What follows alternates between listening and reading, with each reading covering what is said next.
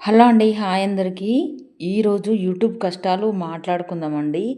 అసలు ఒకరిని చూసి ఒకరు, ఒకరిని చూసి ఒకరు, ఒకరిని చూసి ఒకరు అందరూ యూట్యూబ్ స్టార్ట్ చేస్తారు.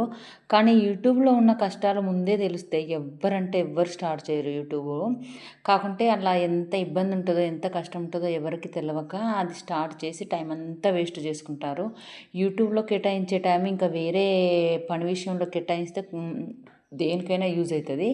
కాకపోతే ఇక్కడేందంటే ఒకరిని చూసి ఒకరు ఒక గొర్రె పోయి బయర అందరూ పడ్డట్టుగా అందరూ ఒకరిని చూసి ఒకరు అట్లనే స్టార్ట్ చేస్తారు. ఇక్కడ ఏందంటే మళ్ళా చూసేవాళ్ళు కూడా ఇట్లా ఫోన్ బట్టి ఒక వీడియో తీయంగానే డబ్బులొస్తానయి.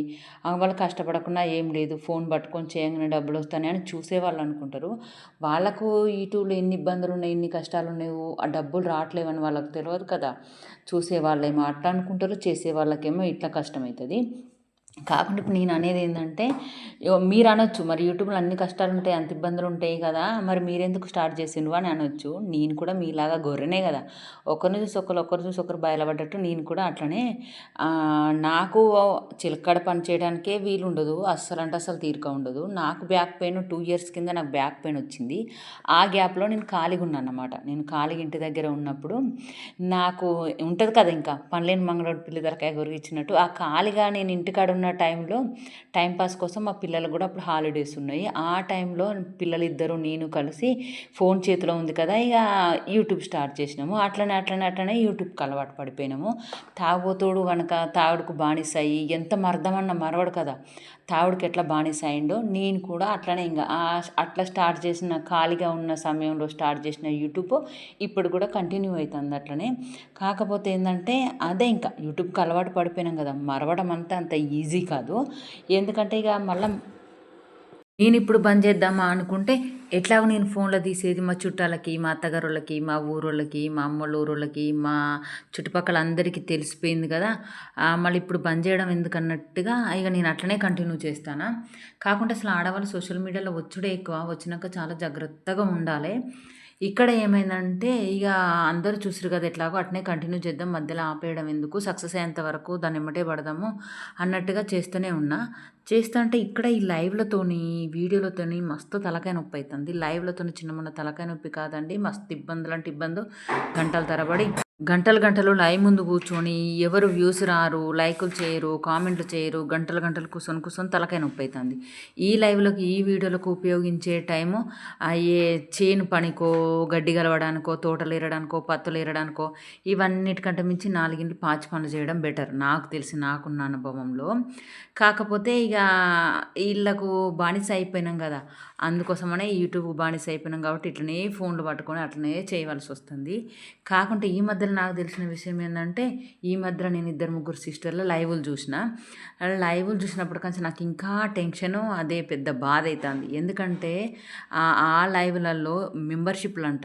ఈ మానిటైజేషన్ అయితే అయిపోద్దని నేననుకున్నా. మానిటైజేషన్ అయిన తర్వాతకి గూడా మెంబర్‌షిప్ తీసుకోండి ప్లీజ్, మెంబర్‌షిప్ తీసుకోండి ప్లీజ్, రిక్వెస్ట్‌గా మెంబర్‌షిప్ తీసుకోండి ప్లీజ్ అని వాళ్ళు లైవ్‌లలో అడుగుతారు.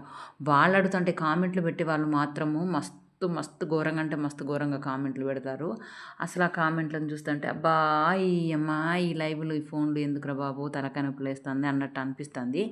మళ్ళా మెంబర్‌షిప్ తీసుకోండి ఏంటిదది స్పెషల్ లైవ్ ఉంటుంది. స్పెషల్ లైవ్ ఉంటుందంటే ఈ లైవ్‌లలో తీసేవాళ్ళు స్పెషల్ లైవ్‌లు ఉంటుందని మెంబర్‌షిప్ తీసుకోండి స్పెషల్ లైవ్ ఉంటుందని వీళ్ళంటే, అడిగే వాళ్ళు ఎట్లా అడుగుతారో తెలుసా? స్పెషల్ లైవ్‌లో ఏముంటది? అట్లా ఇట్లా అన్నట్టుగా వాళ్ళు అడుగుతారు. నాకిన్ని రోజులు లైవ్‌లలో ఇంత టెన్షను, ఇంత ఆలోచన ఎప్పుడూ రాలేదు. ఈ మధ్యలో 2, 3 రోజుల కంచి ఇద్దరు, ముగ్గురు సిస్టర్ లైవ్‌లు చూసినా. ఆళ్ళ లైవ్‌లలో మెంబర్‌షిప్‌ల గురించి అడగడం వల్ల నాకింకా అసలు యూట్యూబ్ అంటేనే భయమేస్తందసలు. ఈ మెంబర్‌షిప్ అడగడం ఏందిరా బాబు!